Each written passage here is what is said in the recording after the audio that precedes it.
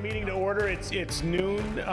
This is the Poverty and Homelessness Board. It's our all-member meeting, and of course, today's November 21st.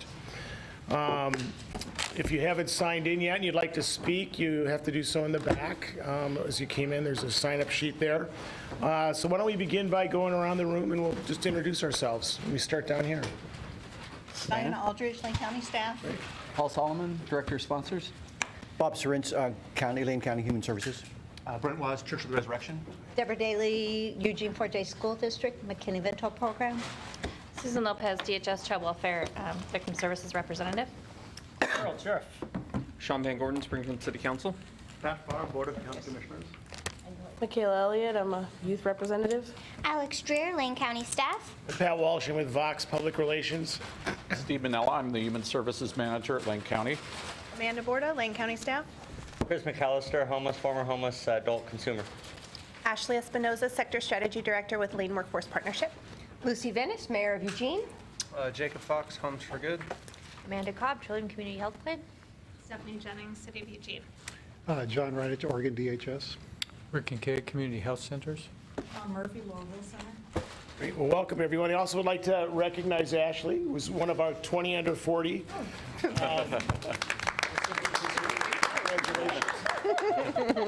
Thank you. That's great. Also, I'd like, Bob, we'd like to introduce a new staff member. Sure, we have a new staff member who's joining our team, and she brings a great deal of experience from Alameda County in the San Francisco Bay Area with us on coordinated entry, and she just started a couple weeks ago. And Laura Ashworth, could you stand for just a second?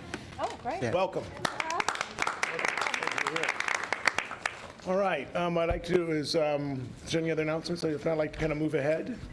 And I have a reminder here that we're all supposed to speak into these mics so that we're recorded clearly. So before we do that, has everybody had an opportunity to take a look at the minutes and the consent agenda, and if there's any changes, additions, corrections?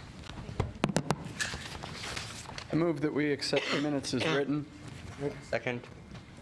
All in favor to accept the consent agenda and minutes, previous minutes as they are, as is, signify by saying aye. Aye. Anyone opposed? Great, well, thanks. Let's move on. Also, they wanted me to make a note that the governance charter has also been updated. We had talked about that at a previous meeting, and it's now on our website, so please take a look at that when you get a chance. Committee updates. I'm going to begin, is Dave here? Dave Heverland? No. Well, okay. So we, as executive committee, we've met, and of course, I wanted to introduce Noreen, who's I think going to be here shortly. She's going to be our new vice chair. We've met several times, and maybe let Steve talk a little bit about some of the things that we've been talking about in terms of how they relate to TAC and all sorts of other things. So. Okay, so the executive committee has met, and as you can imagine, we have Noreen who's coming in as a new officer. So, part of the discussion has been to review sort of our governing structure, talk about our strategic planning, and then sort of work on some issues that relate to coming back to our strategic plan in the meeting in December. So as you recall, Alex Greer has helped us through a process of referring back items to each of our committees to review the items that they have in the strategic plan, and then to also have the ability to suggest up to 2 additional items to be added to the strategic plan, and then those are to be taken up in December. Good. Any questions about any of that? Want to add? What are the 2 items? Pardon me? Pardon me? Are they Each items, or? No, each of the committees can identify up to 2 additional items for consideration. Okay. Are we having a December meeting? You keep referring to December. I don't. I think I meant January. January. Yeah, no, we're not. Yeah. Everybody No. Thank you, Diana. Be clear. Yeah. No, that's great. Okay. If not, okay, that's it. All right. Thanks, Steve. Susan Lopez, do you have anything for us from the Youth Homeless Solutions Work Group? you'd like to I report? was out this week, so this month I was not at our No meeting. worries. They did meet. Alex probably has a better update on that. The Youth Homeless Solutions Work Group met this month, and they discussed the Youth Homeless Demonstration Program grant application. We received feedback in general, on YHDP grant proposals, so we reviewed that and considered how we could do better in the future should additional funding from the Department of Housing and Urban Development become available for us to apply for youth services. And we are also looking into what strategies from the Youth Solutions Work Group we would recommend to the full PHB for the entire strategic plan. Any questions for Alex or comments? If not, what I want to do is flip the next two and then just give Chris one opportunity to talk about two things. But Dr. Kincaid, do you have an update, anything you'd like to share with us for the healthcare work group at this point? I know you had a big presentation here recently with us. Yeah. Would this be an opportunity to share the report with the committee? Sure. Looks like it's on the desk over here. Do you know if there are more copies? They've been distributed. Everybody get a copy? Okay. So if you have, hopefully everyone got a copy of the health report. The health report was generated over the last many months and working with the healthcare work group, which convenes leaders and representatives from really the providers of care across the community, including our large health systems and individual care providers from both behavioral health, substance use, and primary care at the table, discussing what the health impact of homelessness is on our population. And so we submit this health report. We had the opportunity to present this to the executive committee last month and would like to give it to the greater board for consideration. The process, again, was a series of meetings, including some focus groups. We did quite a bit of review of survey and data. So we tried to include those elements along with the background information in the report. The report's pretty much laid out as we and kind of speaks to the process and the importance of that process, particularly as we looked at the individual efforts that we feel are going to have most significant impact on the health of the homeless population. Out of all that work, we wanted to highlight a couple pieces of data that we've included in the report.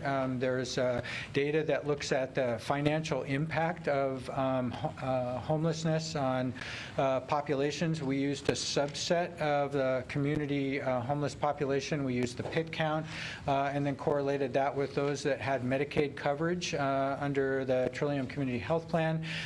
Took that data and sort of cross-matched it so we could identify those that had housing challenges as well as problems related to serious and persistent mental illness.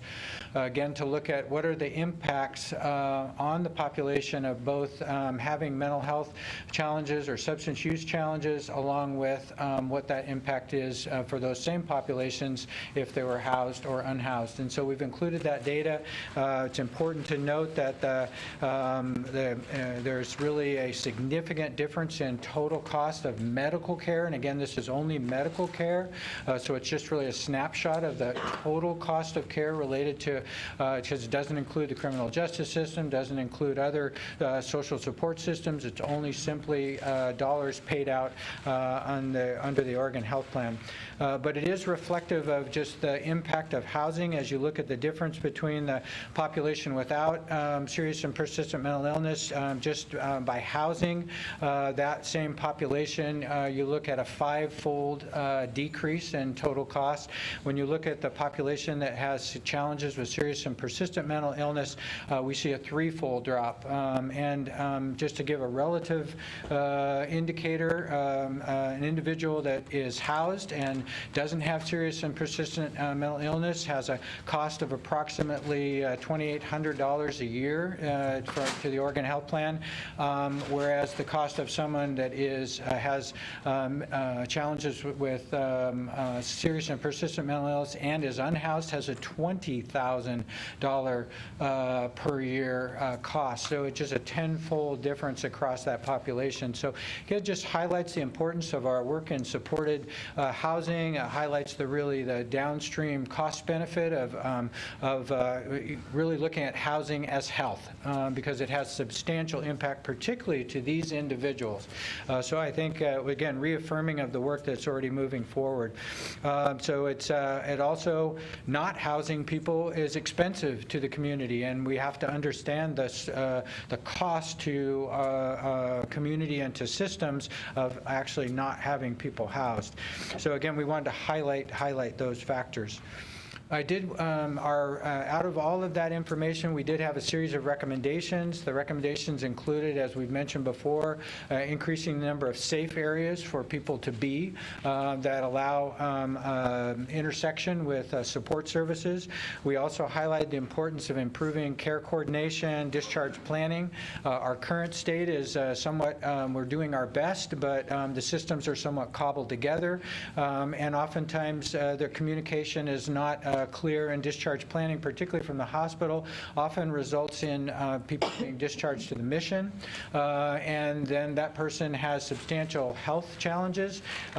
Mission can't take care of them, and they're back out on the street or back into an ambulance and back to the hospital. So we just had case after case after case where we looked at specific individuals and the impact of not being able to address some of those health needs in people as they transition into temporary shelter environments or emergency shelter environments. And so we look at that as certainly an opportunity to improve the care and have deliberate planning with respect to discharge planning.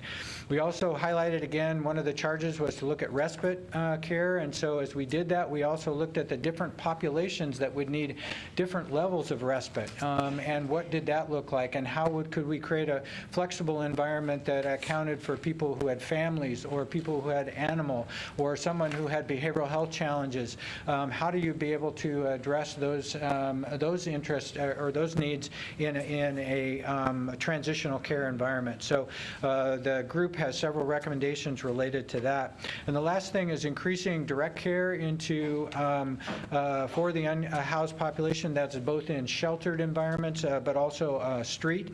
So how is it that we enhance our mobile care? How is it that we enhance care delivery to where people are and not make the assumption that people have to come to care to be able to take care? So those are the four primary areas or initiatives. Our next steps, as we've recommended, is to create, the group met yesterday and we'll be creating what we're calling action teams. We've reached a point where you can only go so far in planning, and you can only go so far in analysis, and it's time to really create even more action. So that's our proposal, is that we will actually create 3 separate teams that will be looking at our core areas on discharge planning, care coordination. We'll look at looking at increasing our respite and the different environments of respite, and the third group will actually look at mobile care, and we'll look at ways to enhance direct care environments. So the ask of this group is that those additional elements be included in the consideration for the upcoming strategic plan, and that also the overall energy or endorsement of our organizations in efforts to actually create action. So this is a plea to support people that are involved in the real on the ground action efforts. So we're asking that organizationally and certainly from our government systems. And then we also want the opportunity to create voice. And so as we look at potential legislative actions, we look at potential things that our healthcare community wants to be at the table. They want to have a voice in helping form policy and really look at how we can most effectively deliver care to this unhoused population. So we submit the report and then make those requests, particularly around the strategic plan. And I'm happy to answer any questions related to that. Yeah. I actually do have one. So I've recently heard that some Peace Health places aren't accepting OHP. Is that going to affect your plan? Again, can't really speak to plan benefits or the upcoming changes related to CCO 2.0 and some of the changes that will happen. We do know that Peace Health will provide hospital and emergency room services for all OHP clients, regardless of which payer they're involved with. And so clearly there will not be a lack of access to the emergency room or those services. Peace Health has been a very present partner and active partner in a lot of our efforts around respite care, around our efforts really in care coordination and discharge planning, been a very active partner. Obviously, the Medicaid population and contracts and things like that is a little bit of a different issue, but there is really a spirit of collaboration between the two payers for OHP that is pretty significant, and this is the type of work that they have very much declared their intention to collaborate on. So I don't feel like that is going to be a significant factor in this work. Okay, thanks. Thank you. Any other questions? Paul? Rick, can you share the methodology that you guys use to come up with the average cost of care? I'm just kind of curious. The average cost of care was based on really cost data that looked at the payments made to providers and to different services. And so we looked at the populations, that the total population that was under the plan, and those that were identified as having being unhoused, and put those in a separate category. We used the ability to know diagnoses, particularly with serious and persistent mental illness. That is data that we have. It's not identified down to the person, but a representative. So as we were able to look at that, we just simply did common division. So these are real costs. These are dollars that were spent, not anticipated or anything. These are just historical dollars. We chose a time period to look at and then created an average expense. And I think that it isn't so much about the specific number. It's just really about the orders of magnitude. And we've known this. We've talked about it at length at Trillium, certainly the value of really trying to get people housed and engaged. And that's why they've made a lot of efforts in their care coordination and other things and trying to engage in different and supported the upcoming the project MLK. Again, I think the industry is beginning to really fully understand the impact of housing on health and the cost that's related to health. So even though the numbers are just a point in time, and you could say, well, 12 months from now, will that number look different? Yeah, it'll look different. But we tried to correlate it with the point in time count, people, the actual real life people, and the real life cost. I think this is good data, particularly in light of the state's requirements under CCO 2.0 to begin addressing social determinants of health, including housing. So, the more that we can flesh out these arguments and highlight the data, I think the better our chances will be to engage in fruitful conversations with both of the Medicaid providers in Lane County. And I think it's further, I think your point's well taken. It's also further as we talk to our legislators, as we really talk at what is the Oregon Health Plan intend to do related to what are going to be those type of investments into housing and other social determinants of health. So I think it, again, is informative for not just us locally, but it's clearly informative, I think, for those within state leadership to really look at how we effectively use our resources. Indeed. Steve? Yeah, I just wanted to mention that Rick had said that this data was based upon the folks who participated in the point-in-time count, and with new local implementation of Service Point in our own Lane County HMIS, we're going to be able to have all of the data for all of the folks that we've served and put that into the data warehouse along with the Medicaid data, so we'll get even a richer view of the overall situation. And it also will help teams that are working on case coordination and care coordination, and as we implement more by name list where we're working with individuals and we have better information about their needs. And the last thing I'd just like to acknowledge Danielle Batista, who worked with Chris and I hours and hours to try to synthesize a lot of information, a lot of data, and a lot of discussion. Did a fabulous job in helping us create the report, and so just again want to acknowledge her. And also the healthcare work group spent a lot of hours in this discussion. So, and I think that what we brought is fruitful, and what will be the proof in the pudding is how do we really make those actions happen within our community. Any other questions?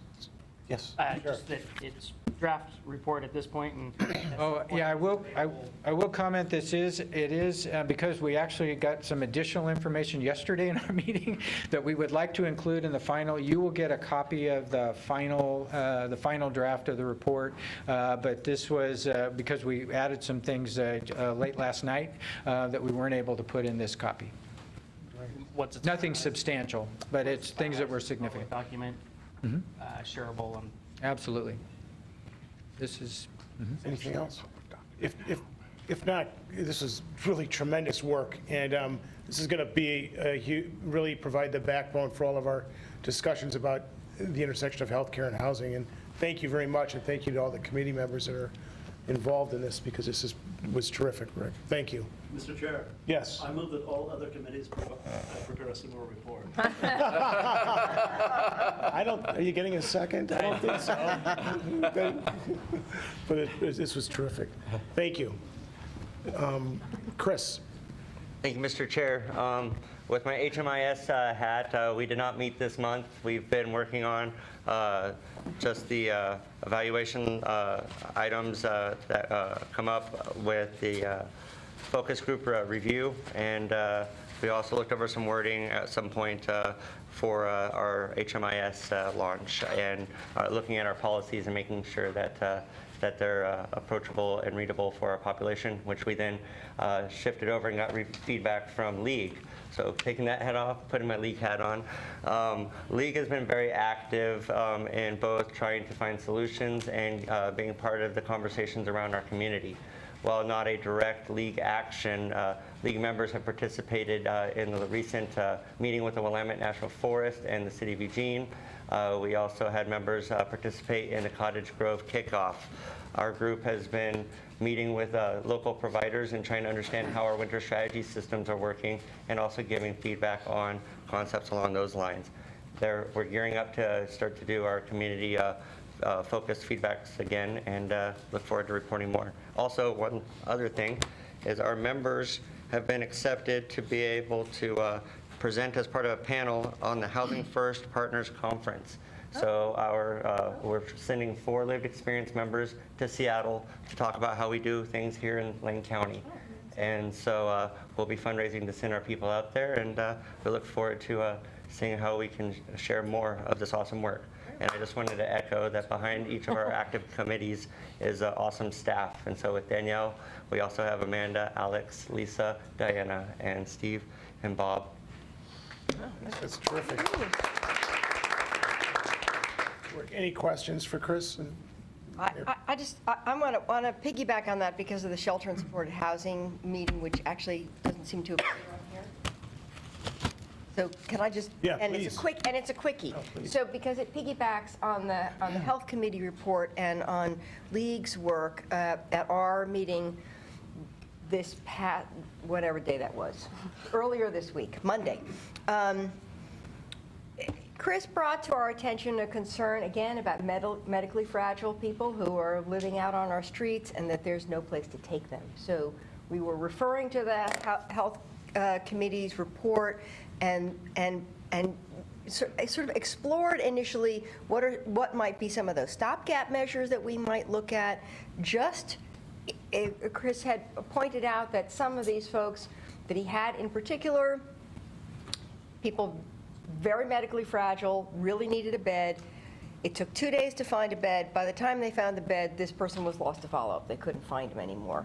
And that we actually, ultimately it could be when we roll out the full recommendations of the TAC report and we have a permanent shelter, that could be an overnight or 2-night holding place, so that we keep watch on those folks until we can get them into a bed that would have some medical help. But there was some discussion about, is there something lighter, quicker, cheaper that we could do sooner. And so I think interested in that conversation about whether there's a recognizing all the permutations of this and how complicated this would be. But we did talk about whether we could have a rest stop that wasn't a medical rest stop, not on the lines of Nightingale, but really just a 1 or 2 night stay just to keep people safe. And whether that's something we could talk about with the mission, whether there's another site where we might actually think about having sort of 6 beds like that would just turn over very quickly to solve this particular problem. And hopefully, as we really think about the implications of the health report and the TAC report rolls out, we'll begin to have a more robust system that's not so leaky, where people just simply fall through. But That's good. It wasn't intentional to leave you. yeah, no, I know. I just I'm glad you asserted myself. glad you did. That's important information, and it certainly, as you mentioned, ties into what Rick is in group working on and what Chris needs. Mayor Benes, thank you for chairing that meeting in my absence. It was a very well attended and a robust meeting. But along those lines, I'd like to remind everyone that the county has put $1 million into seed money, so to speak, for a crisis center, which will ultimately provide some of that respite. That's not exactly what it's designed for, but it'll provide beds for people in crisis instead of Cliff bringing people to your facility. So there's a work group moving forward with that. Right. And if I may, there's another work group through the LIPSIC, or Public Safety Coordinating Council, that's been convened to apply for the $10 million in grant money that's coming down from the state through Senate Bill 969 for mental health justice reinvestment dollars. So trying to dovetail with the other work group to think about kind of what our greatest needs are for those high utilizers of jail beds who are homeless. So I think there's some opportunity to attract some additional funding at the state level for this project. Wow, good news. I have a question real quick for you. Is the crisis center you're talking about the Whitebird one? Whitebird ultimately will maybe involve, no, this is really in its earlier stages than that. The Whitebird may be the youth. I think it's going to be a youth one, Yeah, but it's also not a place where you can stay overnight, I don't think, so. That is a different one. Yeah, okay. In addition, I will say that we have an RFP in place right now for, it's going to be a redesignation of one of the, what were designated as jail pods in the Serbu Center. It's a 32-bed facility that's going to be converted to a youth service facility. Yeah, I know, I'm excited about So that. it's pretty cool, but it's still in its early stages, and it's out for RFP right now, so. All right. Any other discussion or questions? If you have someone who's medically fragile and they're on Trillium, it's always a good idea to call, because we have been known to cover motel stays short-term to get somebody back on track outside of their regular medical benefit. Great, thanks, Amanda. If there's not anything else, let's move on to Bob, if you want to talk a little bit about where we are at with the Solutions Alliance Sure. report. My comments are really a reiteration of comments from our county administrator, Steve Mokrheisky, who made a presentation to the board on the 12th of this month, giving a recap of where we're at. Initially, he described a couple of structural features of the TAC report related to the siting of a new public shelter and navigation center, and also our work related to permanent supportive housing. And related to emergency shelter, there is a work group that represents executive leadership from both the county and the city of Eugene that are diligently working on the initial phase of finding a site for a public shelter. And the target as we speak is to have this on board by the fall of 2020. So this team is, again, looking at sites and what the configuration and services would be offered at the shelter and navigation center.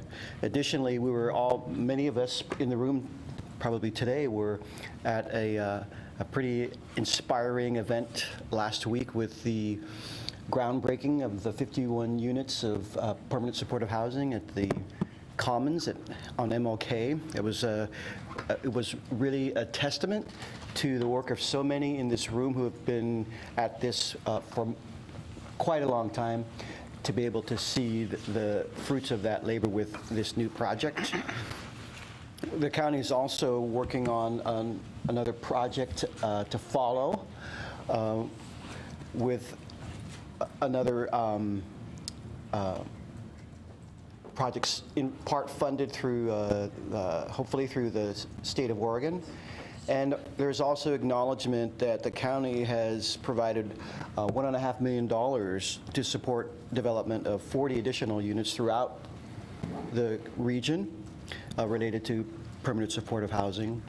Another element of the TAC report that's moving forward is our mobile street outreach. We envision having a system that's more coordinated, and so the goal is in early 2020 to have this team launch to engage people on the street, to inform them of services, and to connect people with the resources that they would need to get to that vision where homelessness is a rare, brief, and non-recurring experience.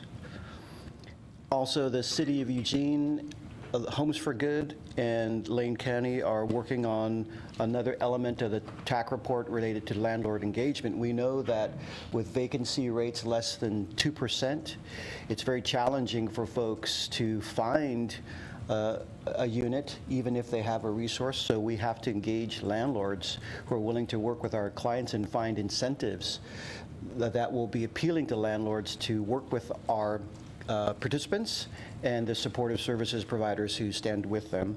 So we're in that process of working with those three partners, of coming up with this pilot project to incentivize participation with landlords. And also, we're in this process we've been in a process of recruiting the so-called strategic initiatives manager, who will help us move forward on our efforts related to permanent supportive housing and the public shelter.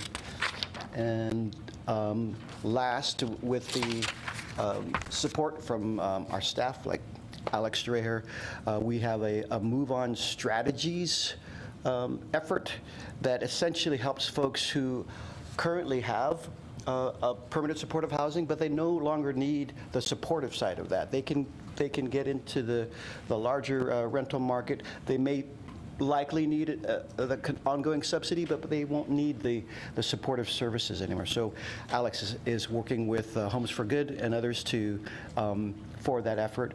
And another piece of our work, and we're really happy that that Laura Ashworth that we introduced earlier is here.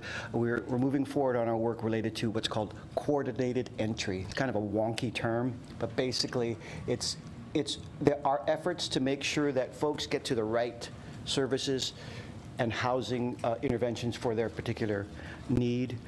And last, we are moving forward with putting in place the best practices training that is so desperately needed across our whole service system, to make sure that as a community we really are employing the latest and best methods and tactics and strategies to help people get off the street.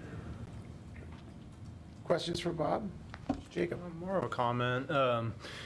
So I guess the best practices training, I think, is a awesome step in the right direction. But one of the things I've been thinking about a lot is just that in order to make progress against the recommendations from the TAC report, like the local jurisdiction, so in this context, Lane County and the City of Eugene, and all the different organizations that sort of work in the ecosystem to help end homelessness, are going to have to make some fundamental changes to staffing, to structure, to how our various programs work and the relationship between those programs. And I'm not sure what the right forum is to start to wrestle with that, but I mean, we are talking about some very aggressive goals that the jurisdictions have committed to. And the status quo is not going to deliver on those outcomes. And I'd go a step further and say, as I gather with executive directors or senior leaders, I'm not hearing here's what we can do better, or here's what we do well, and here's what we don't do well, so that sort of transparency around how we need to change as a system and morph our organizations, in my opinion, is not occurring at the depth that it should. So that's something I'm really interested in, is just how do we get to that place? I can't wait to get there. Mayor Dennis, and then, If I can respond to that quickly. I'm sorry, Bob. So one of the things that we have recognized is there used to be a regular convening of service providers, especially the homeless service providers. And for whatever reasons and how that has morphed through the decades, that vital meeting of the minds and common vision for moving forward, that has been missing. And we're actually in the process of inviting executives and their executive managers to the table to begin to have those conversations. So I think you're absolutely right, Jacob, that there has to be an agreement at that executive level in our service providers. And I'll also add, and I've been saying this in public for the few months that I've been here, there's also a recognition that our social safety net is decimated in this community for all kinds of reasons. And so there's a lot of challenges our organizations experience, none the least of which being able to pay a decent wage to folks. So we hear often that our agencies are really challenged. And so we're working on what are the things that we can do to increase the capacity of our service providers, the training that we discussed earlier, as well as how do we have the same vision. And it's true, there are elements within our organizations we're not on the same page on some very basic approaches to addressing homelessness. So that work needs to be done. And Steve, I think you... No, you commented. Thank you.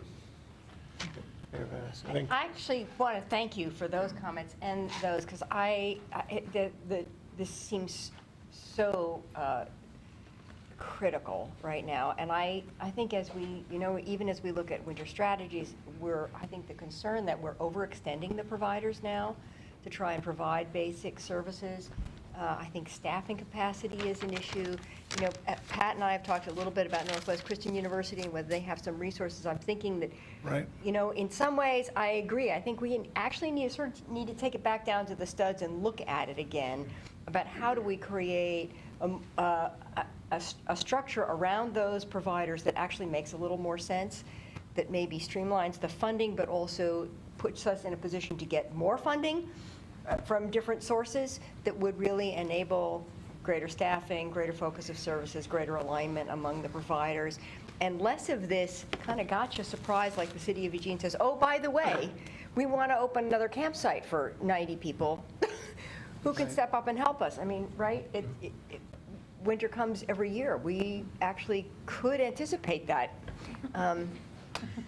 So There's that. So thank you both for that, because I think it's a pretty critical conversation. It'd be interesting to see what the right structure is for having that conversation. So, Chris. Thank you, Bob, for this presentation. A couple things, and especially in regards to coordinated entry and people accessing the system. I think that we need to work on good and better practices before we reach out to best, because right now we need to just have people at the table and working through. Some of our biggest solutions are volunteer ran. We rely on majority of volunteers. Yeah. And so we have providers asking for more dollars, we have volunteers stepping up and filling gaps, and we have government who's putting forward this wonderful program, but we need everybody more involved. So how do we wait for some of these organizations, some of them who've had systemic change, leadership change, institutional change? How do we, in the short term, shore up the access points? I can't get outreach to come do coordinated entry lists for people in the field right now who've been missed by our system.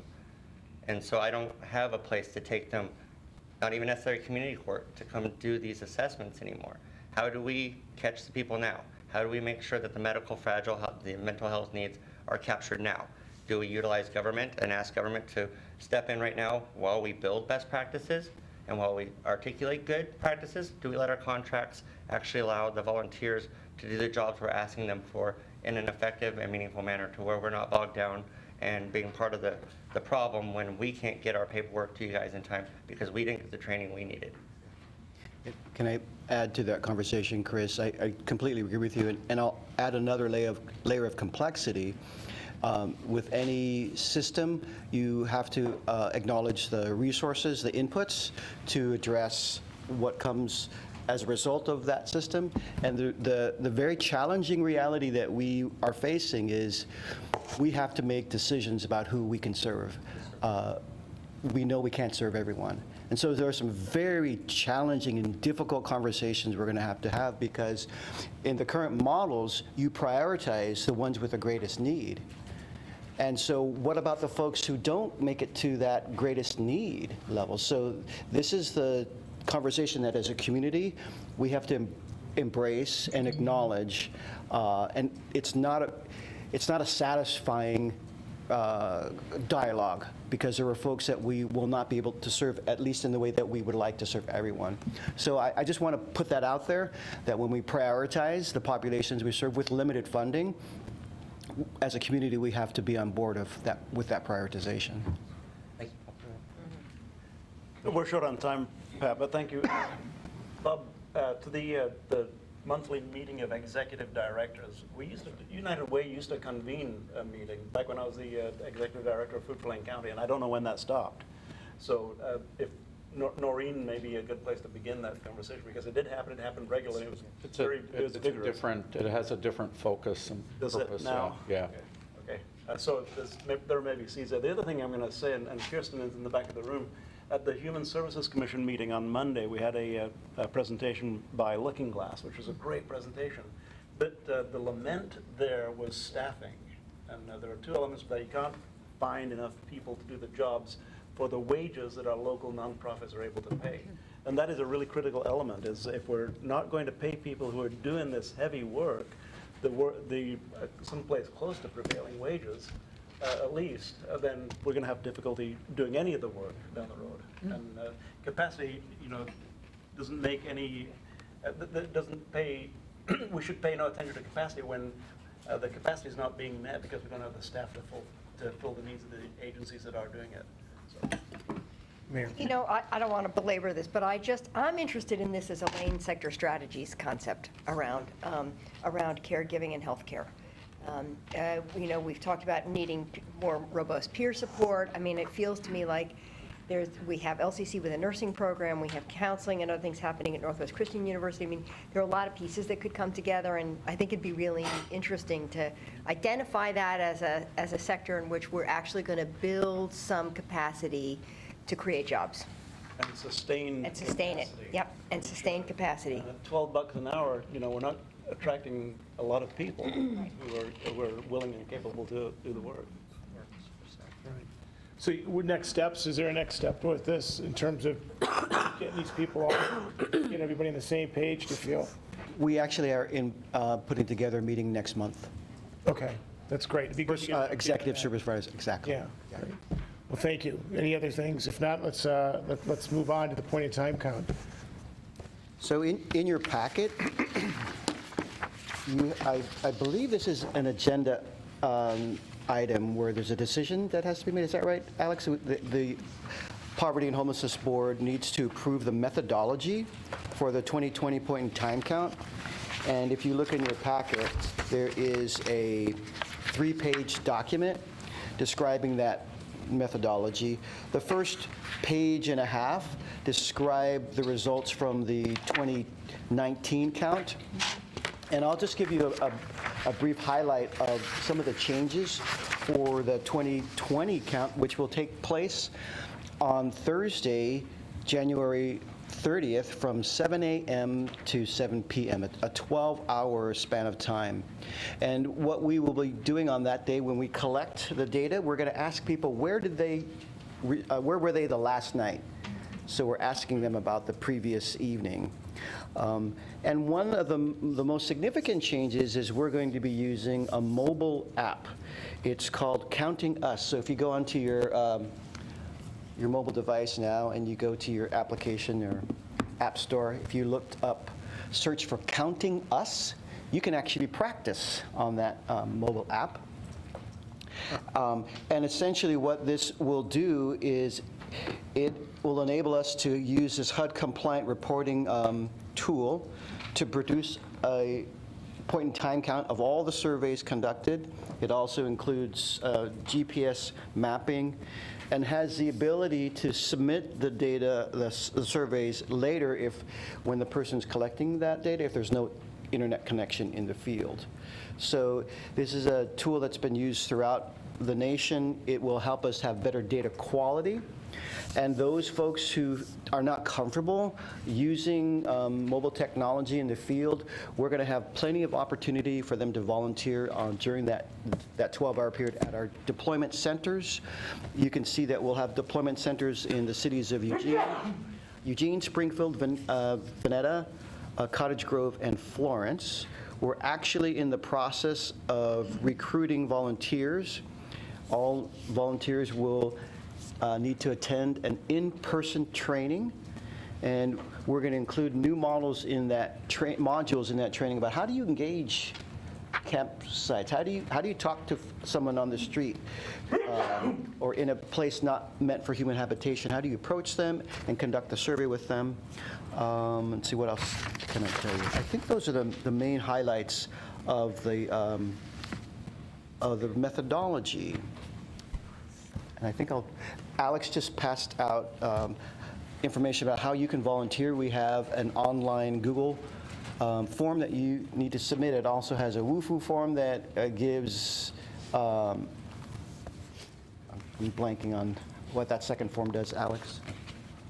The volunteer form and there's another Lane County Conditions of Service form that just lets us know who to contact in case of emergency.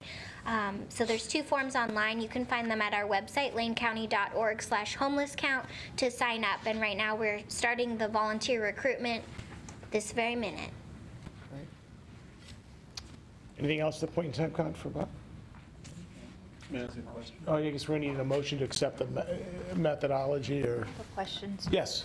So if I remember right from last year, it's 7 a.m. to 7 p.m., but it's in 3-hour increments at each location, or is it actual 12 full hours of volunteers at each location? So we're asking volunteers to commit to 3-hour segments. That includes time to get back and forth to the deployment center and then to be in the field, each team.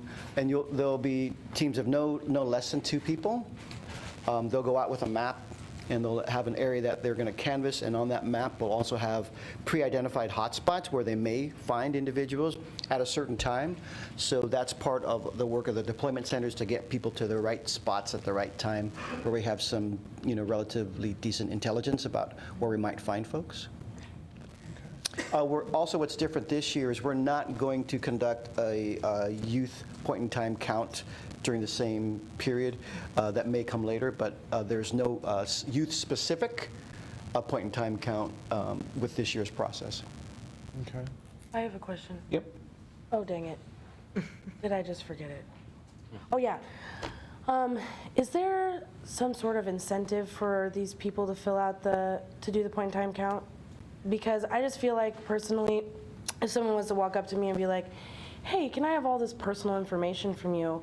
I'd be like, it'd be uncomfortable. So maybe more people might be encouraged to do it if there was some sort of incentive for them. It's very common in point-in-time counts for the folks who are collecting that data to also have incentives, like there might be a little goodie bag with some kinds of basic needs. I'm not sure what has been, bus passes and other things that might be of interest to folks unhoused. Okay. A quick question, Bob. The new methodology, will that move us a little bit closer to having kind of an apples-to-apples uniform count from region to region? You said that this is a methodology that's being used nationwide. And I meant people have is, do we count it the same way other people count? Sure. I should say it's a tool that's used in other communities. Methodologies vary in terms of, for example, some communities do a random sampling.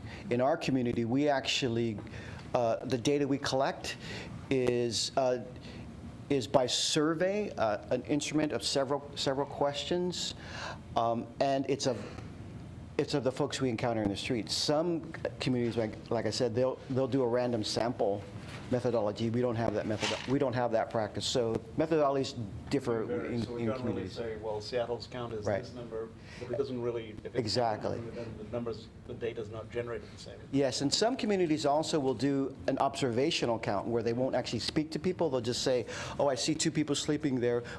I'm making the assumption they're unhoused. So we don't use that process here either. I'd like to think that we're more thorough than other communities, but I don't know that I can actually say that. I think the survey, at least in my experience, I've done both. There's more robust data that you gather when you sit with somebody for 5 minutes and gather that information off a survey. Thank you, Mr. Chairman. John, and then Steve.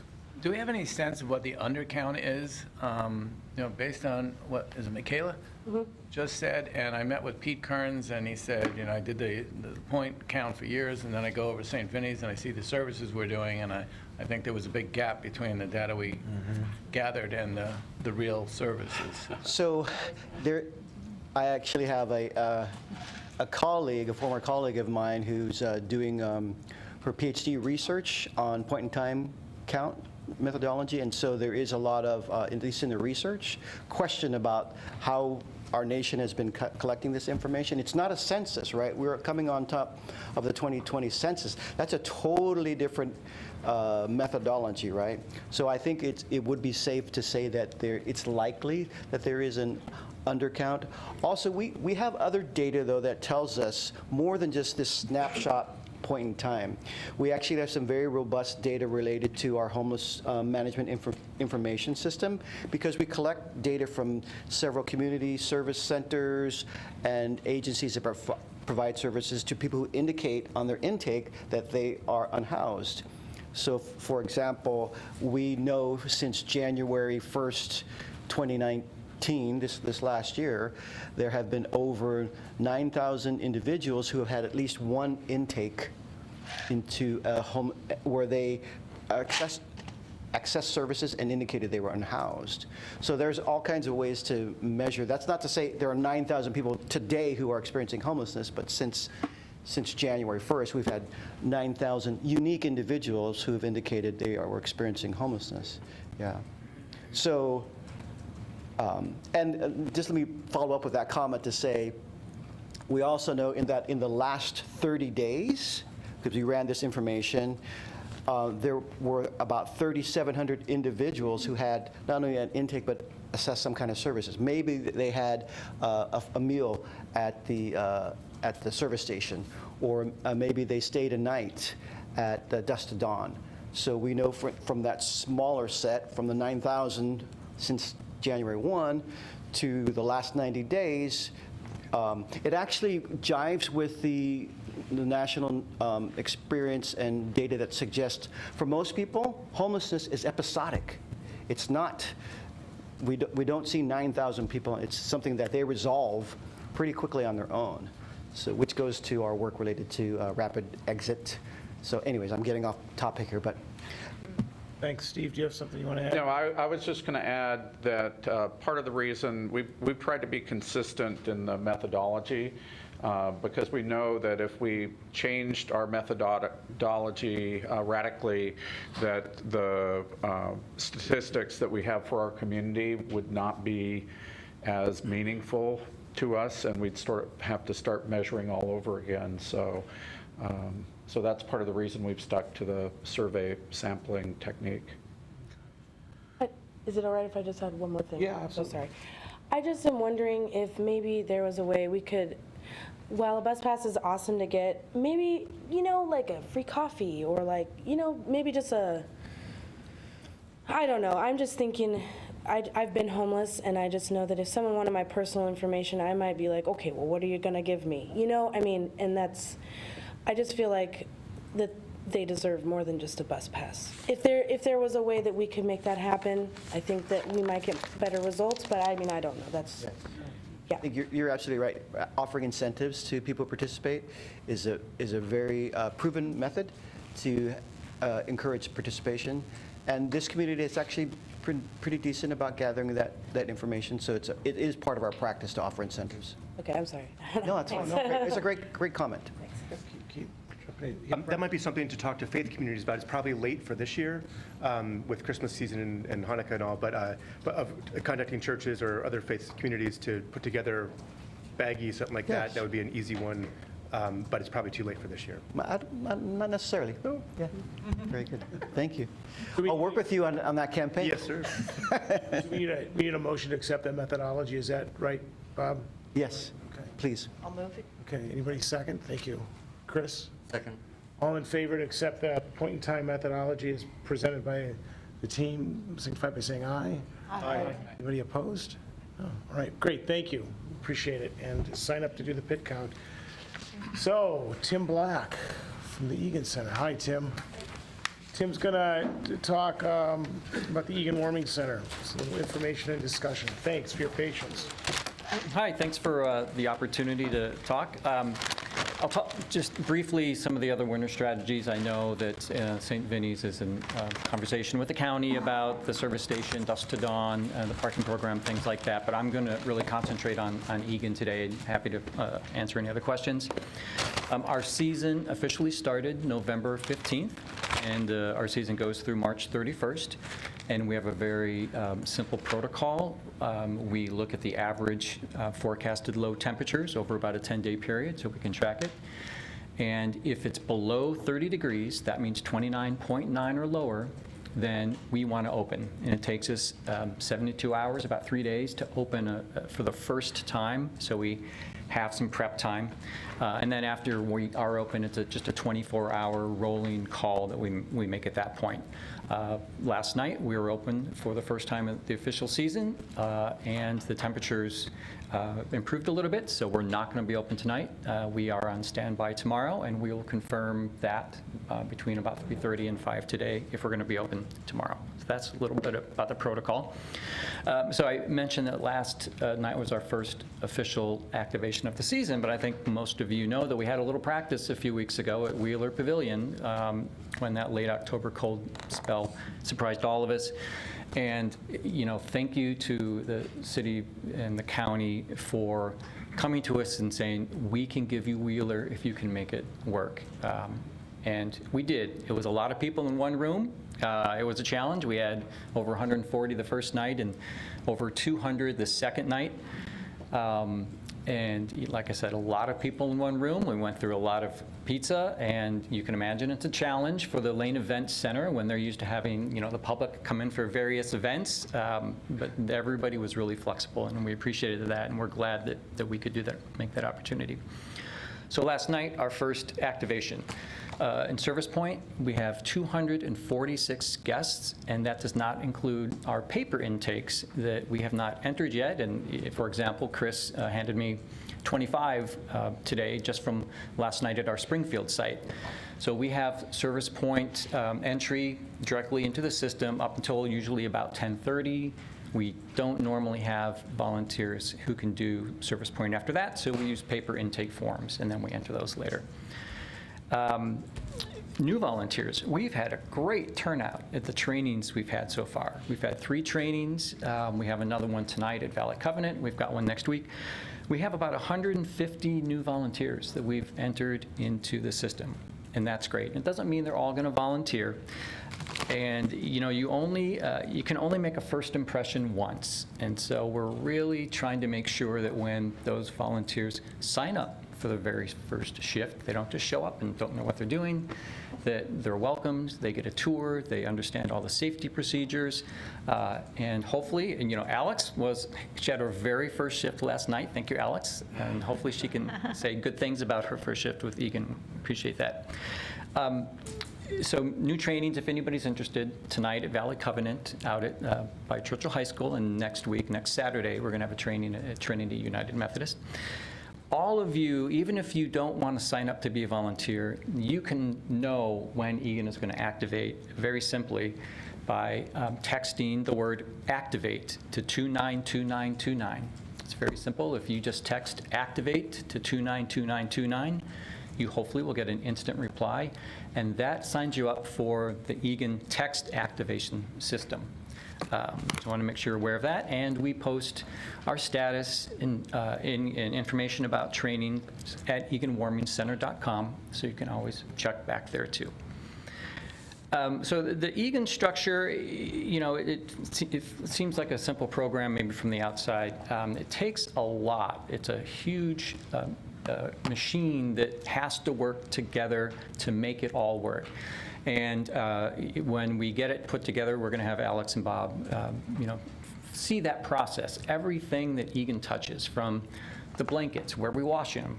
We have a great partnership with Alsco that washes a lot of our blankets. Food for Lane County. We have amazing partners that make it all work. LTD, Catholic Community Services, the Eugene Mission. We're in better communication with all of these folks than I think we ever have been before, because we all have the same goals, and we want to make sure that we know what they're doing and how we can help each other and watch our backs. I mentioned Service Point. Lisa Stewart and Melissa Colomo, they are so flexible with us. We have all these volunteers who need to be trained in Service Point, and it's not always easy. They're very patient with us, they work with us, and we want to be good community partners. You've been talking about data, and we know how important that is for the county and all of our other agencies to have good data so that we can be competitive in grants and to be able to fund the things that are important to us all. And I want to mention something that came to me last night. I was doing Service Point entry at Central Lutheran Church. And anybody who's done Service Point, you put somebody in, and boy, sometime you'll get a bunch of alerts and red things if somebody has had some situations, and maybe they've been banned from this service or that service. We welcome them. We're a low barrier shelter. That means we take anybody, who they are, where they come from, where they are, sorry. And that means a lot, but it also means that we cannot get lazy about our policies and procedures. It's primarily a volunteer-run organization. We have to make sure that everybody is safe, all of our guests, all of our volunteers. And when you see some of those reports in Service Point, you understand why. No volunteer should ever be alone, always be with somebody else within earshot, things like that. So it's very important that, when the season starts, that we can underscore a lot of those things. The future, I want to mention youth quickly. I know we've talked a little bit about youth. Back to Wheeler. It happened so fast. The cold weather came, said, oh, can you do Wheeler? We'll do Wheeler. And then I talked to our friend Adam, who runs our youth site at First United Methodist Church, and he said, well, where are the youth going to go tonight? I'm like, oh. We're trying to do this to make it work. We don't have great solutions all the time. We know we need better services for homeless youth in our community. Our youth site has a capacity of about 25. They had about 10 last night, which is, I think, pretty normal for a first activation. But we know we can never forget the youth in these conversations when these things come up. Another thing for the future, we really would feel better if we had some backup sites. EGAN works because of the generosity of our sites, mostly faith communities. It's a big ask, and you can ask Father Voss about that. They have board meetings, choir practice, recovery meetings, all these things that are on their calendar, and they don't know when the temperature's going to get cold, but they work with us, they work around us, but sometimes they can't change a big event they might have on the calendar. And if something ever happened where we needed to get a lot of people inside and we had a conflict at multiple sites, what do? We don't want to have to answer that question before it happens. So those are some of the things we're looking at in the future. And other than that, I want to make sure you have time for your questions. December 18th, 11 years ago, is when Major Thomas Egan died, and the legacy continues. Thanks. Thank you, Tim. Thank you for all you do and all that the volunteers do. Great work. Thank you for being here today. We have questions for Tim. Comments, Chris? As a leader in Springfield and as a volunteer, I thank you for your leadership, and I thank you for trying to help make things move smoothly. I know that things have not been easy as things ebb and flow, and ever since Camp 99, we've been looking at solutions for a with a renewed energy. So thank you for continuing to map this out with us. And thank you for helping us with the Springfield site. Springfield needs its own sites, and you were instrumental in that. I mentioned, did I mention 246 last night? I did not count the dogs, but I know at least at Central Lutheran, every dog crate was taken. Go ahead. Will you speak to the family, Egan? Yeah. Yeah, the Egan. Families are supported. Yes, thank you. So Egan Warming Centers, other than the youth site, you have to be 18 years or older, and that's simply because we're a low-barrier shelter. We welcome everybody. We know there are sexual predators among our guests. There are guests who legally cannot be inside the same building with youth, so we have to have that. We have a relationship with Catholic Community Services that if we have a family that comes to our door, we will work to get them a hotel room for the night. It doesn't happen often. Usually we catch folks ahead of time, but then there are the parking programs and the hotel voucher program and other things. But we don't have a family Egan site for that reason. Did that answer your question? Pretty much. I just want to know, I mean, I know where the families are. I know they're in motels. I know they're, they get, I don't know how that all works. I mean, I just know that I transported several kids from motels this morning that were housed in motels last night, and I always assume it's part of Egan. Yeah, we don't turn anybody away. We will try to find a solution for them, and then figure out the accounting later if it's that sort of thing. But we will not send somebody back out into the cold without a solution. Steve? Yeah, I just wanted to mention while we're on this topic that we fund the motel voucher program for the families that are impacted by the cold weather. And then also Catholic Community Services annually fundraises for that program, and they're actively fundraising now. So if you know of people who might be interested in supporting that program, they can contact Catholic Community Services, and their charity will be very welcomed. Thank you, Steve. And I just want to say, the county makes Egan possible with their funding, and it's not just Egan, it's Egan, the service, and all these other things. So I can't even imagine your job of trying to weigh all of these priorities with limited resources. So thank you for supporting that. Yeah, just, you didn't mention there's a new women's site, a women-only site. There's been repeated sexual assaults in Egan over the past year. It's always been very quiet, but they have happened. But we had no one showed up last night. Resurrection is the site of that. So you all who have clients or people you know, we do have a women-only site. Anyone who identifies as a woman is accepted there. But I think the only way it will work is if the word gets out. So if you know, particularly women who might not be a candidate for Egan because it is a scary place, Resurrection is in a new way for that. So just put the word out as much as you can. Yes, thank you. Yes. Just to piggyback, it's also a great place for youth from 18 to 21 or 22-year-olds that are female or identify as female. That's really good information for me. Anyway. And it's a really safe, quiet place out of town. Chris, one more question? Yes, sir. I just wanted to say that at least with our site, the women didn't feel comfortable leaving Springfield to go to Eugene's site. And so if there's a women's shelter in Springfield as one of these backup site options potentially, but also women do need a safe spot, but they don't want to leave their partner or their dog. So is your site available for dogs as well? Dogs, yes. Okay. No partners, though. Okay, fair enough. Thank you. Thanks. Oh, Mayor Venice, one more. Yeah, I just want to extend my thanks too. I think we rely on Egan. Yeah, I mean, it's just such a critical program, and my own feeling is we're underinvested in it. So I'd like to see us help you be more robust and better supported. So I assume that everyone around the table probably feels that way about Egan. That really important answer to a critical problem. So thank you very much. Well, thank you. It's the compassion of all of those volunteers that make it work. They created the program from nothing, and it is where it is today because of them.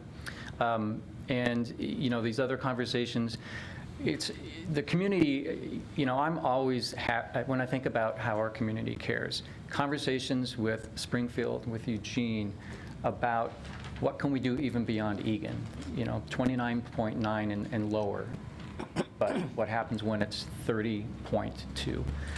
So there's more conversations we have to have. We have limited resources, limited volunteer power, and we've got to be consistent with that, but we know it doesn't solve everything. Yes. Just one other quick, because actually at the Shelter and Supportive Housing Committee meeting, we were talking about Egan and about that capacity, and Steve had offered this insight that Salem had done,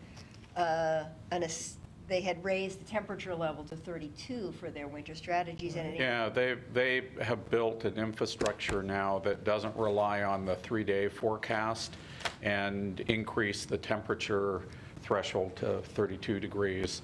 And it's increased the number of activations, and they did it successfully last year, and this will be their second year. And I've contact information if you'd like it, Tim, of the folks Yes, there. thank you. 10 to 80? What's that? 10 activations to 80? Yeah, something like that. I don't know the exact numbers. Well, thank you, and thanks, Tim. Thanks for all the hard work you guys do and the great service you provide. Thanks for all the volunteers. Thanks. I guess with that, I'd like to turn it over to Stephanie. Thank you, Pat. So my name is Stephanie Jennings, and I'm City of Eugene staff. And one of the things I do on behalf of the City of Eugene is manage the use of our home and community development block grant funds, which are federal funds. And then I'm also here with Aaron Fifield and Josiah Broomfield from Springfield, who similarly work in Springfield. And we also have a consultant who is working with us, Sarah Daines, who is visiting Eugene from Washington, D.C., and she is part of the Cloudburst group, who is working with us on our 5-year consolidated plan. Each of you have a presentation in front of you that describes what the consolidated plan is. Just given the limited amount of time and really our desire to spend most of it hearing from you, I will just say the consolidated plan essentially sets the menu for what you can use your home and CDBG funds for over a 5-year period of time. And so in our current plan, it really prioritizes development of affordable housing, support for human service operations and capital facilities, economic opportunities, and improvements to low-income neighborhoods. And these resources have been used to support a really wide range of projects and agencies. We're really at the stage right now where we are assessing needs in the community, and so we're coming to you all in wanting to hear your priorities and needs. We don't have a lot of time to talk about them, so of course we're taking in all of the information that has been presented earlier. We are also doing a community survey, which is being offered in English and Spanish, and we're sending out links to that survey today. And then we're also doing a provider survey, and this is any kind of provider. It can be a school or a human service agency, affordable housing provider. We're asking each provider to respond to the provider survey with their perceptions of needs in the community. So with that, I'm actually going to turn it over to Sarah, who has just kind of a framing question. And I think what we hoped is maybe that we could just go around the room with the time that we have available and hear from everyone on the Poverty and Homelessness Board. Thank you very much. As Stephanie's indicated, the focus of my trip this week has been to identify needs that you're facing in your personal lives as well as the populations that you work with. And we're looking at both the City of Eugene as well as the City of Springfield. So I have 2 questions, and it would be great, even if it's just a word or a short sentence response, is basically, what have you found to be the greatest housing, human services, or community development needs or the challenges of your community? Or alternatively, how have those changed over the last 5 years? Have they gotten worse? And if so, why? And I've got a lot of notes from what you were saying earlier, but it would be helpful to hear directly from you. So are people comfortable just going around the circle? It's kind of odd, but, okay, so people always start from that direction, so I'm going to start over here first. Besides, you haven't said anything. Well, I have to say, as a behavioral health provider, with housing affordability for folks on low income, like $700 a month income. The other issue that we're seeing is aging and structures not being retrofitted, or the ability to house folks who have physical health issues. So needs of ramps, wheelchairs, grab bars, apartments on the lower level, and not up 3 flights of stairs. Thank you. I'll speak from the community health center standpoint. We've clearly seen acceleration in the number of folks with significant challenges, people who have recently become unhoused, and just the challenge it is to try to keep their lives stable.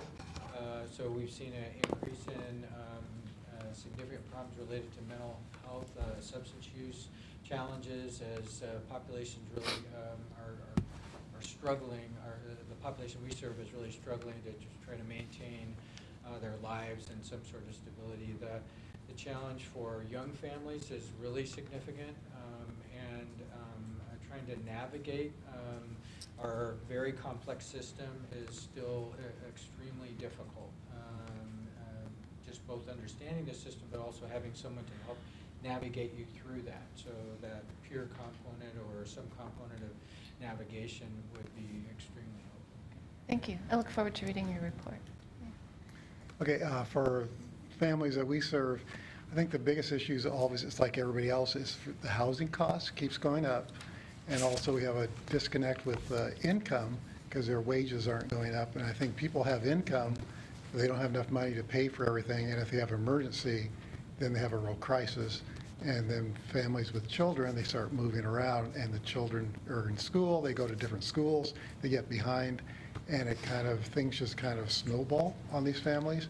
And it's no fault of their own, but there's really very few options or services or resources to help them. Thank you. I'm going to skip you, Stephanie. So from the health care community, agree with all of that. I think one of the biggest focus areas for us is focusing on those transition age youth who, particularly those coming out of foster care or the justice system, as well as the individuals you mentioned who are not chronically homeless, but episodically homeless, to address their needs before they become chronically homeless. Thank you. I think other people will cover kind of my vision for what's needed in terms of permanent supportive housing or specialized housing, but I guess for me at a high level, there's simply a supply side deficit in Oregon. So 30,000 people move to Oregon a year. That's kind of a low estimate. And across Oregon, we're building around 20,000 units a year. So every year, we have a deficit of at least 10,000 units, and that goes back over a decade. So you multiply that times a decade, and we have a supply problem. So the solution is more local and state investment in all levels of housing production, and land use regulations need to be decreased to increase supply of housing. Thank you. I had a chance to speak to you yesterday, so I'm going to let others speak. Thank you. It was nice to talk to you. So what we've seen through the Workforce Board, and sort of we actually haven't really dug into the housing until recently because of the situation we're in, but we're really seeing that to be able to recruit the workforce, I mean, workforce housing, we talk a lot about low-income housing, but really the conversation is really about workforce housing as well. And so we're just seeing a lack of inventory and really seeing companies that want to come to Eugene, Springfield, and make this their home, start looking at that and seeing how can they recruit employees if they can't live here. And so it is creating lot of difficulties even in our, as we're seeing it in our role as well. Thank you. Fixed income options, non-subsidized options that actually can be met by the majority of our population who are being priced out. In the last year, my house has gone up 30%. So we're being priced out. Multiple single persons are having to live with people to be able to keep the roofs over their heads. And for every option that opens up, it's replaced by people who already have housing taking these options in our community. We had 5 people pass away in my neighborhood. All 5 houses went to Californians who already have housing. So even when we build surplus, it's being taken by people who aren't here, so our locals never get options. Thank you. I think I'll just echo some of what Chris said and what Jacob said, just more supply on the unit side. We need more affordable housing, and within that, different types of that. So some people do well in large apartment complexes. Others we've seen cannot be successful in that type of situation and need more of a duplex or an individual unit where they do not, where they're not surrounded by neighbors. So a lot of different types of housing that is affordable and fixed is what we need. I think you heard some of this in Rick's report earlier from the Healthcare Committee, but one of the big things that's changed over the last 5 years is just the intensity of the need for certain populations. And we have people who need acute care.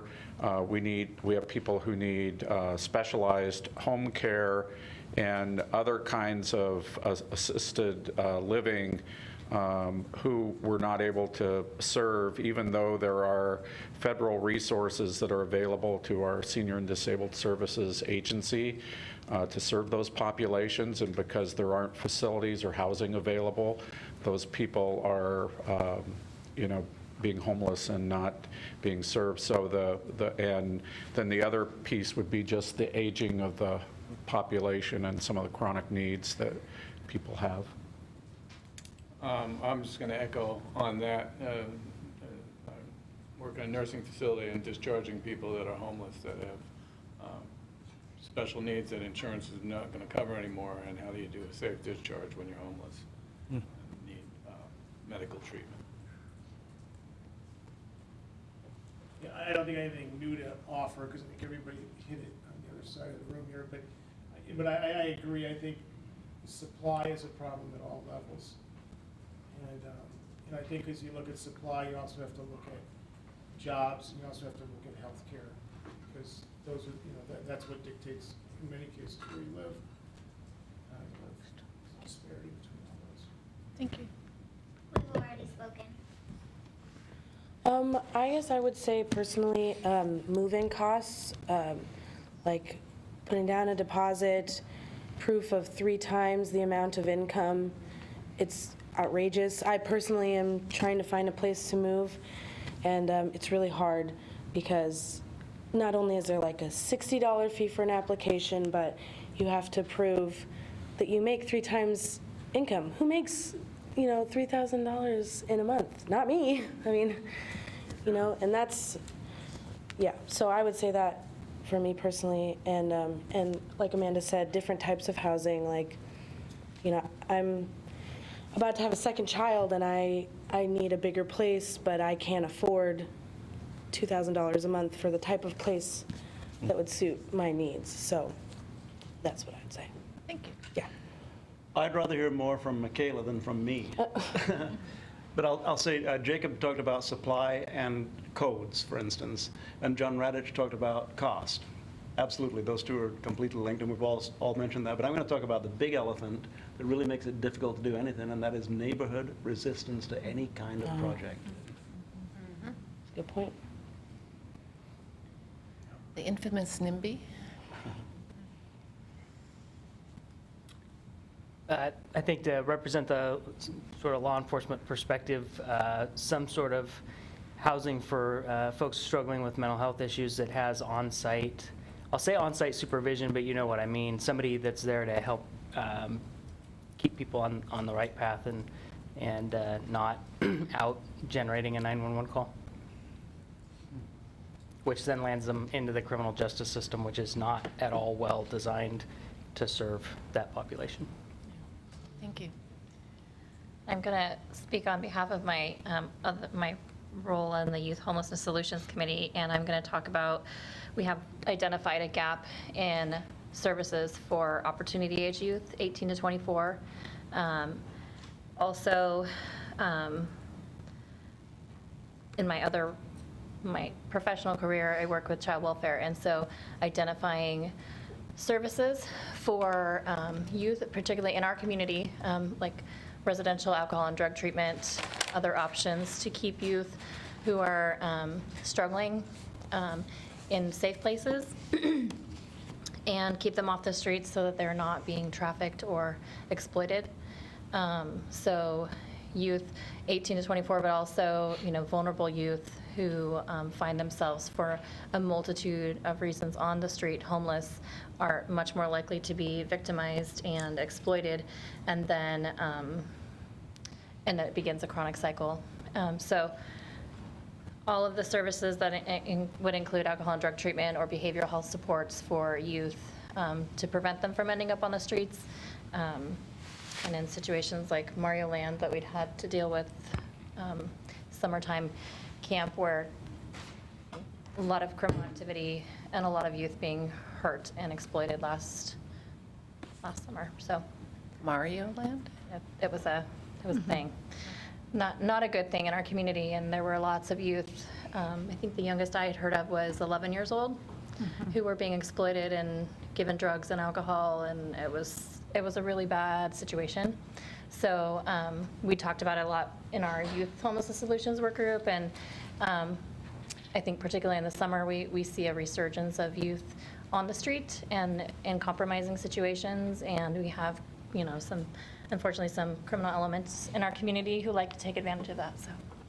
Thank you. The impact of students that are unhoused, I know that I've always talked about what they lose in academic progress. So for each move, a student can lose up to 3 months of academic progress. So in 1 year, if they move 3 times, they're 1 grade behind, potentially. So it's a huge impact for families that are very mobile and students that live in that situation.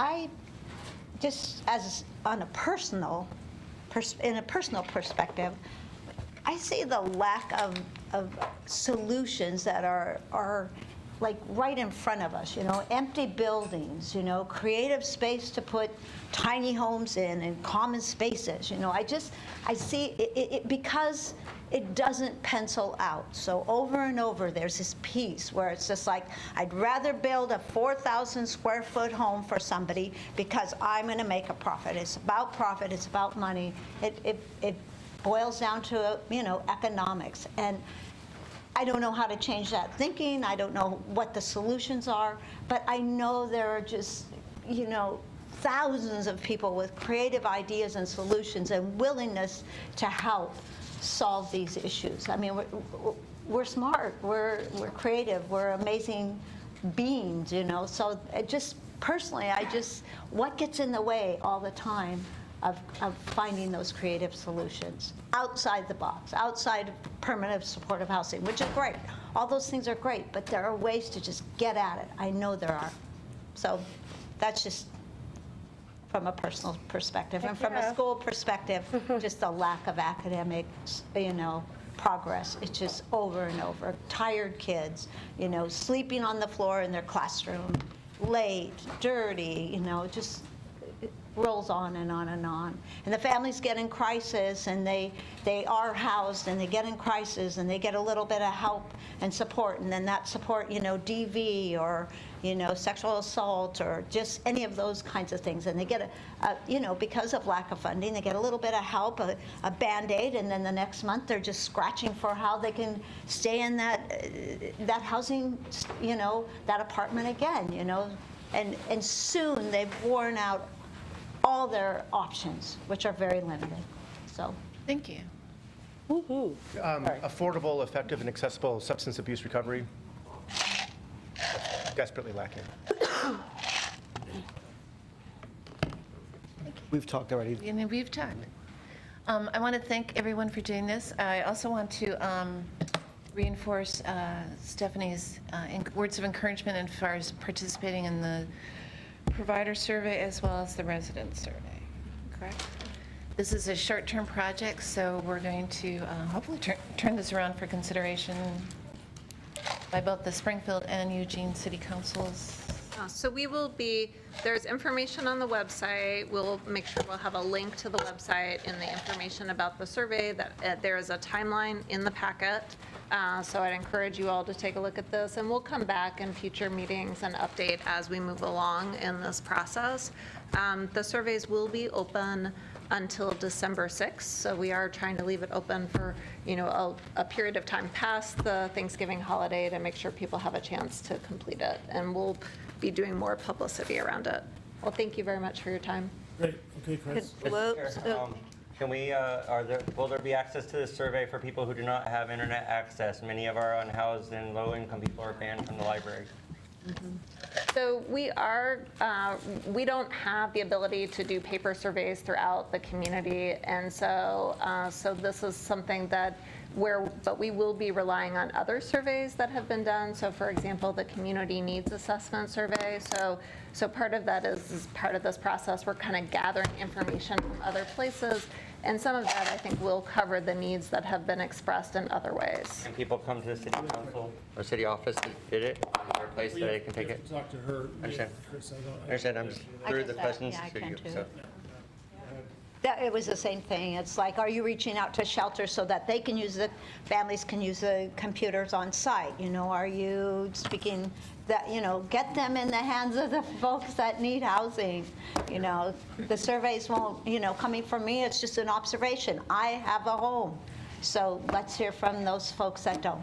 Yeah, and we are trying to get out to as many providers as possible that they can, who know the needs of their clients and have done their own needs assessments. Unfortunately, doing paper surveys for the entire community is just a really enormous undertaking that we don't have the resources to do. The library might be a good source. There's computers here, so. Yeah.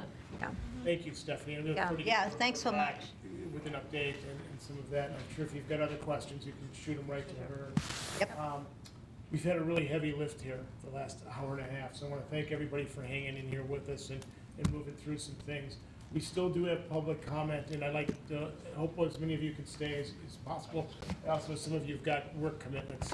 I did too, coming up here about 2:15. I would like to open up the public comment period. We've got 5 people signed up. John, comment. 3 minutes. If you have to leave, feel free.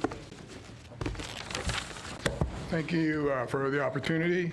I'm John Coble. I represent the AARP Foundation Tax Aid Program. And the Tax Aid Program is a free, all-volunteer service that helps people of all ages and incomes file their federal and state income taxes. Last year, we processed and helped Lane County residents claim approximately $1.5 million in earned income tax credits. And of course, most of you know that that goes back into the local economy. That earned income tax credit, is one of the few tax benefits that really is directed at low and moderate income levels and income families. Many of those with low incomes either cannot or do not file taxes, so they don't get this credit. So as I said, we're all volunteer, and our sites in fact, this room happens to be one of those sites, generally get filled up very fast, and we end up turning people away at, I would say, all of the sites. So the more volunteers we have, the more we can process. We're also having an attrition issue with our volunteers as they age. Many of them either don't want to or cannot really do the tax preparation that's needed. So just to sustain the impact we have on the community, but even to expand it, we'd love to have more volunteers. So we're looking for volunteers as tax preparers, administrators, communication, recruiting help, or interpreters. So we feel like we make a pretty big impact on the community, and we'd like to continue that and expand that. I have flyers in case anybody wants to take a look at the volunteer issues, or it really highlights what volunteers do and satisfaction they get out of it. We do have new tax preparation volunteers for the next tax year. This begins on December 16th at LCC. So I just wanted to bring that to the board and let them know that. Thank you. Thanks. Okay, David Hazen.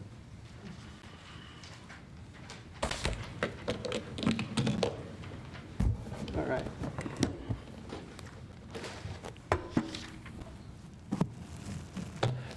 The Poverty Homelessness Board has always been an inspiration to me as an example of a collaboration. And I want to talk to you about asset-based community development. I went to 2 meetings yesterday.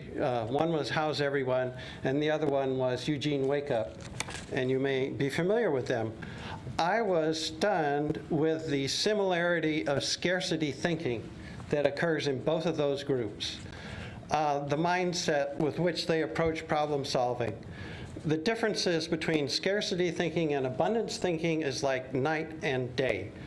And perhaps, I hope, we are at a moment in our city's history where we can bring all 170,000 people who live here into the same collaboration, and I mean the same mindset. And so I've been looking at Eugene as a system and the homelessness system as a complete system. And I've enumerated all the stakeholders that I can, although this is getting out of date. And I have a manifesto here for including everyone in the conversation. And it's possible. And there's a quote from Peter Block, the community, the structure of belonging, which has inspired me tremendously. And I'm going to pass these around, along with a little sign up here for the Spreading Kindness campaign. I'm on their steering committee, and I want to tell you that they are approaching an uplift of the entire city with enthusiasm and optimism that is got me totally pumped up. So if you fill out one of those cards to join the email list for the kindness campaign, I'll collect them at the end of the meeting. I did a breakout on the housing situation during the Celebrating Kindness, and wow, I'm going to run out of time. But what I want to do is continue those kinds of conversations into next year so that we start uncovering the unconscious bias that gets in the way of any policy, funding, granting, law you want to do. It's the NIMBY attitude that somebody already mentioned. That will undermine anything you want to do. And so, you know, I have resources on my website, the ECAN website, the Eugene Peace Team website, about mapping that I've done of resources that are here. They're just waiting to be utilized. There's thousands of people who want to help, and we're not putting those people in the same room. They're not talking to each other. They're talking in silos of isolation. And so when you talk about children sleeping on the floor of the classroom, I get really upset. Thank you. Thank you. This is wonderful, David. Thank you. Yeah. This is great for Yeah, thank you. Rob.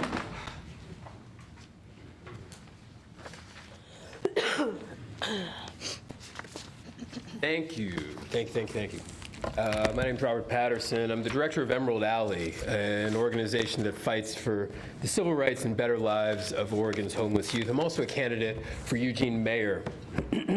Earlier this month, the Oregonian ran a 2-part report detailing troubling numbers with regards to a dramatic rise in HIV among the homeless. According to the articles, King County, Washington last year experienced an increase of 286% of HIV among homeless heterosexuals who inject drugs. In San Francisco, someone who is homeless and PAWS is 27 more times likely to die than one who is housed and PAWS. And in San Francisco, homeless people account for 14% of new HIV diagnoses, despite only being 1% of the city's population. In Oregon, over the last 2 years, HIV cases among people who use heroin and meth have jumped 30%.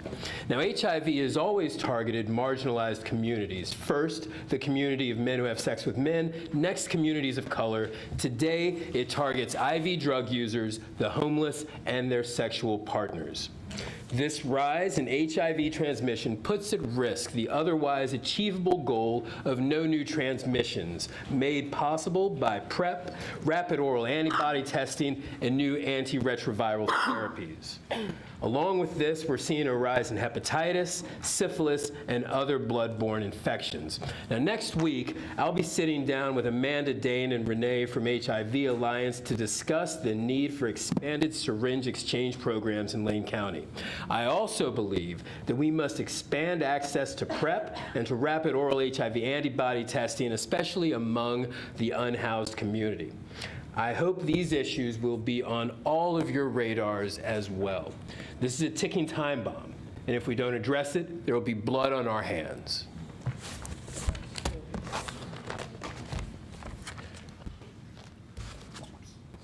Joshua Purvis.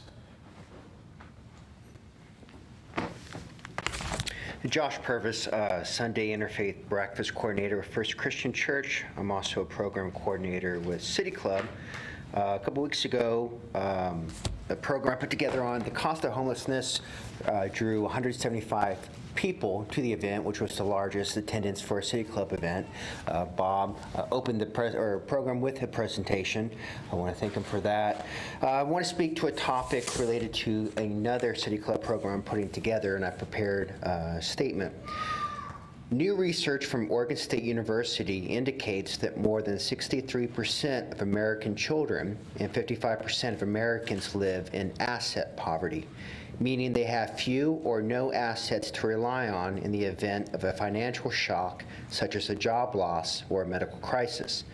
When families lack assets, such as vehicles, homes, saving accounts, or investments, weathering a financial crisis is that much more difficult. This disparity in asset accumulation shows up in data on wealth inequality, which, not surprisingly, dwarfs income inequality. Despite the greater magnitude of wealth inequality, however, income inequality, like income poverty, receives far more public attention. The public's understanding of asset poverty, and thus the attention given by our elected leaders, may improve if its connection to homelessness was sufficiently articulated. Although a significant population of individuals with highly challenging personal circumstances, such as mental illness, adverse physical health conditions, or substance abuse issues experience chronic homelessness, a recent report by Oregon Community Foundation highlights that a much larger population of the homeless are severely cost-burdened renters on the verge of homelessness. They are, in effect, income-dependent and asset-poor. Further, the boundary between these two populations of homeless is permeable. The loss of housing can trigger chronic illness, depression, and drug use. I invite you all to attend a City Club program on December 13th, where the subject of asset poverty will be discussed. The author of that OSU report will provide an analysis of his research. Also presenting will be staff from Mercy Corps, who operate their innovative Community Investment Trust program, which offers a long-term path for those experiencing asset poverty to acquire stake in commercial real estate. Because poverty and homelessness are complex but connected issues, a systematic examination and redress is needed. If we continue to combat poverty primarily in terms of income, we do not merely mislead ourselves with a false sense of progress or an insufficient sense of urgency, we also deny the poor benefits and strategies for improving their lives that our government has long offered to millions of other Americans.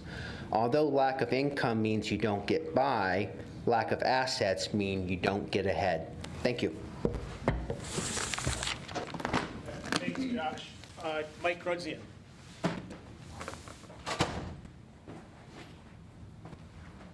My name is Mike Grudzian. Thank you so much for your indulgence. I'm just a citizen. This is my 6th winter as a Egan Warming Center volunteer. I'm also a fundraiser for Square One Villages. 2 quick things. One, I'm more of a doer than a big planner or whatever. People have known me. November 9th, on the eve of the 244th birthday of the United States Marine Corps, I did crunches for pledges, actually 10,244 crunches for pledges as a fundraiser for Square One Villages. And so far, the numbers have topped $1,000, and there's still money. I just got a check today. So that's one thing. I like doing things. On that note, I just want to kind of get word to this body and however it gets spread. I'm very interested in learning about public-private partnerships in real estate and providing housing solutions at various levels. Everything from like the model of Square One Villages, which is tiny houses, all the way through multi-unit efficiencies where you might be somewhat of a community, whatever. But I want to do something. I don't want to sit and, okay, everybody can analyze and survey and everything else, but I'm ready to move forward. I'm pulling together other people who are also involved in real estate and involved in doing something good. So get a hold of me, and I'm a pretty easy guy to find on the web. Thank you so much, and keep kicking butt. Thanks, Mike. Any comments? I want to see the abs. Oh, and hey, I will volunteer for any organization. Anybody needs $5 punches at any given time for any good cause. Well, no more discussion. I want to thank everybody for long meetings today. Longest of my 5-year career here with the Poverty and Homelessness Board. And I thank everybody for their hard work, and I look forward to help everybody here with some. Reminder, we have recess in December, so there's no Poverty and Homelessness Board meeting in December.